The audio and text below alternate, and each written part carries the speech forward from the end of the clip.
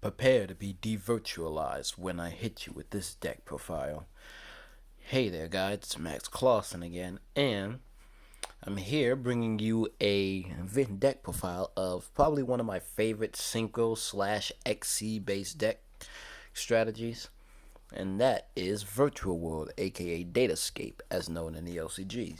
So, little apology first and foremost, I haven't posted in quite a little bit after my Dark World profile. Just been some stuff going on, and the new Zelda game did come out, and your boy has been preoccupied with that because he is a big Zelda fan. But I don't want to let it get in the way of making videos when I can, so I decided to bring this profile to you guys. So, little disclaimer: I, the majority of the monsters in this deck all have share the same effect, the virtual world monsters. So only gonna say it once so I don't have to repeat myself, and I'm gonna be formatting this video deck profile in a different way than I did the others. So let me know how you like it. Anyway, we're gonna be starting off with the main, then the extra, and then side, as I often do. If you enjoy what you see, be sure to leave a like, subscribe to my channel, and comment down below how you think of the deck. So let's jump into it. For the virtual world monsters, we're playing the three virtual world Roshi Lao Lao, virtual world Kirin Lili, virtual world Mai Hime Lulu, virtual world Hime Nyan Nyan, and virtual world Zanshi Gigi. So this is often the standard lineup of virtual world monsters you play, that being 14 of them. You want to maximize on all the other ones except Nyan because she doesn't have the same summoning effect from the hand like the others do, but she does have two other good effects. So, with Lao Lao, the effect reads that I stated that they all majority of them share is that while you control a face-up virtual world card, you can reveal this card in your hand and target that card on the field as cost. Then send one virtual world card from your deck to the graveyard of a different type, be it monster, spell, or trap. And then if you do, summon the reveal card, and then you get a bonus effect. So Lao Lao's effect is that he'll monster reborn any one of your virtual world monsters that's, in your graveyard. So that's pretty good right there on itself. Lili himself is actually a foolish burial for two virtual world cards, should you wish, after summoning himself. It'll help to get your spells and your traps in the graveyard, or one of your monsters, being Nyan, into the graveyard easily if you don't want to just send one. Now Lulu, she is the actual very most important virtual world monster of the deck. She'll send one of a different type to the graveyard to summon herself, and then you can add the third type that you didn't send to your hand. So the usual combo is you target a monster, send a trap, get the spell. Or if you already have one or two of those, target a trap, send a monster, get a spell. So it just continually goes on itself. But she's very good. The first one is used often. You always want to make sure you see her in your opening hand. Nyan, now, as I stated, she doesn't have the same effect to summon herself in the hand like the others do. However, she does have the graveyard effects where if you summon a level 3 monster, it doesn't have to be in archetype, she'll summon herself back from the graveyard as a tuner. So then she'll help synchro climb. And when she uses her effect to summon herself from the graveyard, she's banished. But when she's banished, her other effect activates that you can add one of your banished cards back to your main deck. And keep in mind that doesn't have to be face up or face down. So the usual combos back then would be, Pot of Desires, banish 10. If you didn't banish one or both copies of her, you just use her effect later in that same turn to put one of them back. It's really insane, really good. So she gets over Kashtira somewhat easily. The next up we do play is the 3 Gigi. Heal at the end of the turn when you use his effect to summon himself. Retrieve one of your virtual world monsters back to your hand. So you want to use him in conjunction with Lulu. Pretty much just, partners in crime, as we say in this card game. Now for the Virtual World spells, we have the 3 Virtual World Gate Qinglong and the 3 Virtual World City Kowloon. Now Qinglong, while it's face up on the field, you can banish a Virtual World card from your graveyard to target a face up card on the field and negate it until the end of the turn. And note that effect stays until even if this leaves the field. So even if they happen to MST it or you pop it or whatever, its effects to negate something are still lingering. Its graveyard effect is that you can banish it, search a Virtual World monster, but then discard a card. So, this is also your breakthrough skill / rota of the deck, so what have you. Kowloon is a very important card because this helps get a lot of these things started. It has 4 different effects, really, and they're all pretty good, but we only ever use the first 2. So, first and foremost, when you activate this, you can place a Virtual World Gate card from your deck face up on the field, so they can't ash that, but thanks to its other effects, they can ash this card due to game mechanics. Ridiculous, I know. So its other effects, and I really hope this archetype gets a lot more support because its other effects are pretty insane. So, its other effect is that depending on how many Virtual World Gates you have on the field face up, it gets additional effects in order. So, the first effect is that if you have two or more gates, all your Virtual World monsters gain 200 attack points. The third effect is that you can send the top 3 cards of your deck to the graveyard if you control 3 or more gates. Now, if you control 4 gates, you can summon up to 4 Virtual World monsters from your extra deck. Ridiculous, I know. Like, bro, if that third effect ever goes off, like, how do you lose? You just summon 4 monsters for free. Next up, for the traps, we have the 2 Virtual World Gate Chuche and the 1 Virtual World Gate Jianwu. Chuche is your 3rd most important card in this deck, and you want to keep it in rotation as much as possible. Its on-field effect is that you can target a face-up card on the field as cost. You can then target a face-up card on the field as cost. Shuffle 2 Virtual World cards from your banished pile back into the grave deck with different names, and if you do, destroy the targeted card. Its second effect from the graveyard is that you can banish this card, increase or decrease the level of one of your Virtual World monsters by 3. So it'll help modulate for Synchro Summoning or XC Summoning. Jianwu will act as a graveyard effect, is just pretty much like Lao Lao. You banish it, special summon a Virtual World monster from your graveyard, but then you have to discard a card. So if you don't have a card in your hand, you can't even use this effect. Its on-field effect isn't too relevant, but I guess I will explain it to you. Basically, if you have another Virtual World Gate on your field, you can change the battle position of one monster during either player's turn. So, just helps keep your monsters alive, change something to defense that you can beat over, so have you. But again, that effect never really comes up. You're usually using this for the Graveyard Revive effect. That's it for the Virtual World side of things. Now let's move on to the supporting cards. So as you may have noticed or not known, we do play the Gamma package in here. Simply being that these are also psychic, so you can get these things off with E-Telly, or just you have monster effects activate in hand. So if they have something like an Ash to interrupt you, you can just go like, alright, Gamma, shut up, I'm continuing with my plays. Speaking of Forehead, we do play 3 of her just to stop your opponent from interacting with their deck. And we have the 3 Imperm, which is pretty simple and standard for when you want to keep your opponent from using any good monster effects. Next up, we do play the Honorary Virtual World card in E-Telly.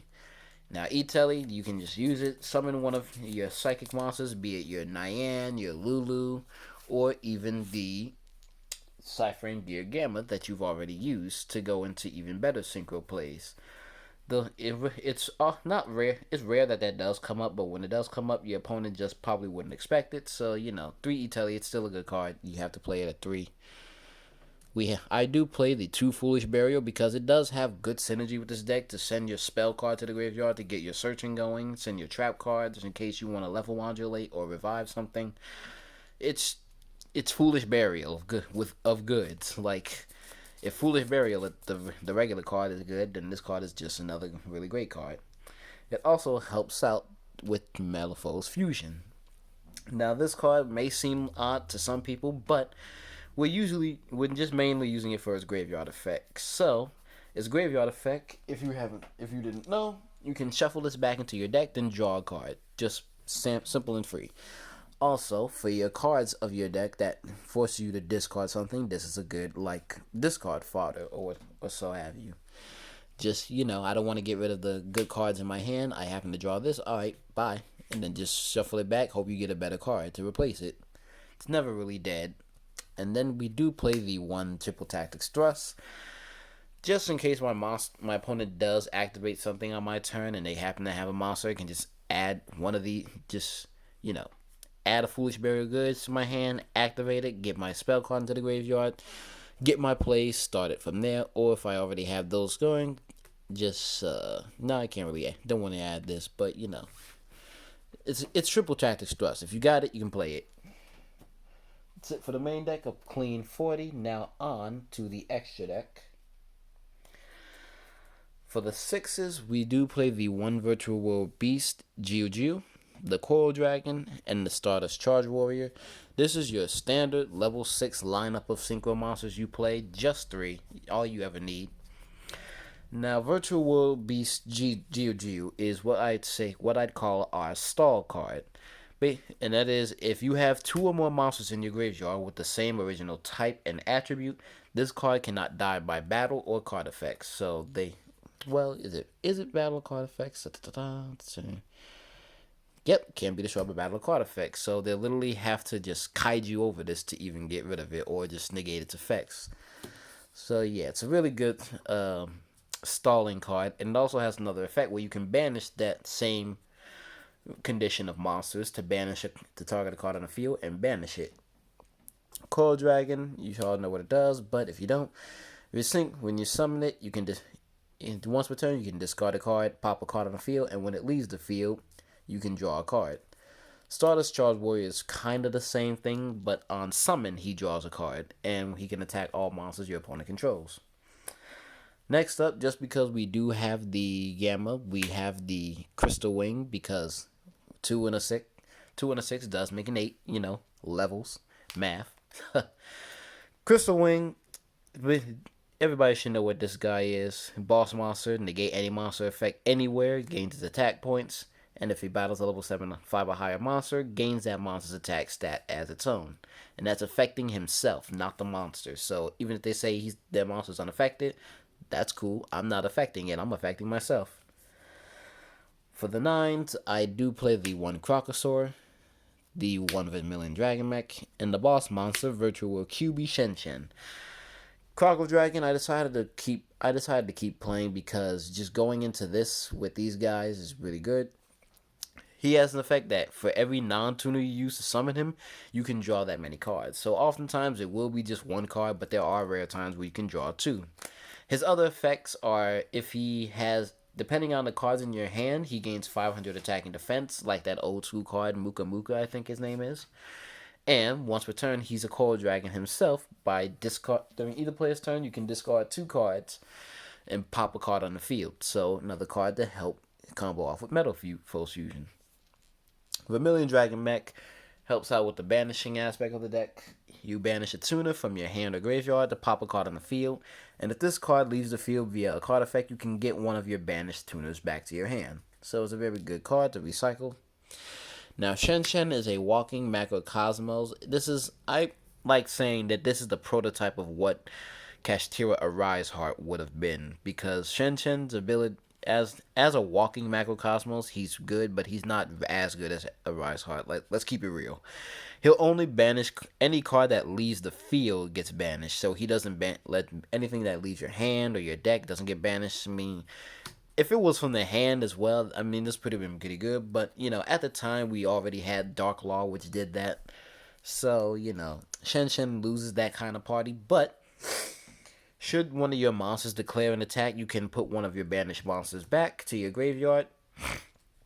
And if during the main phase, except the turn this card was in the graveyard, you can banish 2 monsters of different types and attributes, summon himself back from the grave. So, you do want to play him. Next up, I do play the Ultimate Zulkin just to help cheat out Crystal Wing if I don't have the E-Tele combo.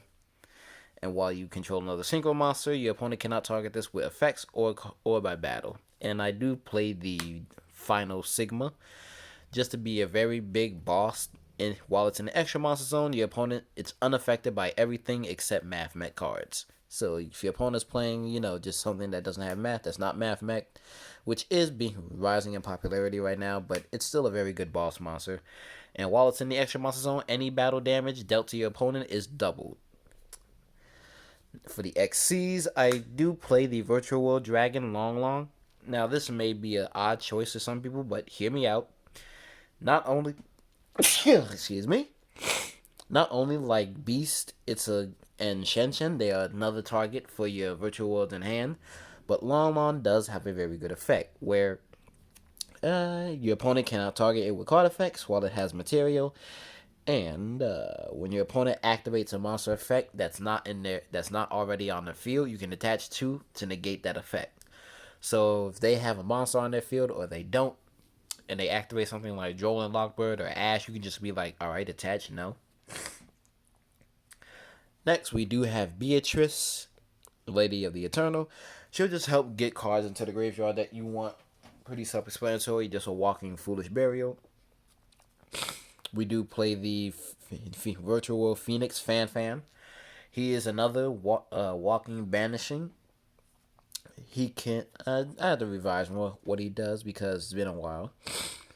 Yeah, you can detach 2 from this card, target a face-up card your opponent controls or in either graveyard, and 1 card in either grave and banish it. And if this card is destroyed by battle, by your opponent's monster, or by your opponent's card effect while in the monster zone, you can summon one of your virtual monsters with the same type and attribute as each other from your deck. So yeah, you never really often make this too much, but you do still want to play it because you want to have the versatility to go into it. Next, a combo off with Final Sigma. I do play the Utopia Beyond. I love this card. On summon, activates its effect. Make your opponent's monsters attack 0 and attack and defend 0. Next, we do have the Thunder Charger Gaia, just to overlay on top of this or Beatrice. And then we do play the AA Zeus. That's it for the extra deck. Now, for the side. Now, for the side, I do opt to play the triple Droll and Lockbird, the double Ghost Ogre, which I can cheat out with E-Tele and use effect on the field as well. I do play the 3 Dark Ruler, and because I do have the thrust, I do play the 1 Feather Duster and the 1 Lightning Storm just to clear out monsters and or back row. I sided the 3 evenly, and the 2 D-Barrier to stop a certain deck my opponent's playing. Well, that's it for the deck profile. Again, let me know what you guys think. I really do enjoy this deck, and this is only a first version of the deck. I am going to be updating it with other versions that I want to test out. So be on the lookout for that, guys. Anyway, as always, be sure to like if you enjoyed this video. Subscribe for more, and leave in the comments what you would play, what you would change, how it ratios, and what have you. But other than that, I hope you guys enjoyed, and I'll see you in the very next video.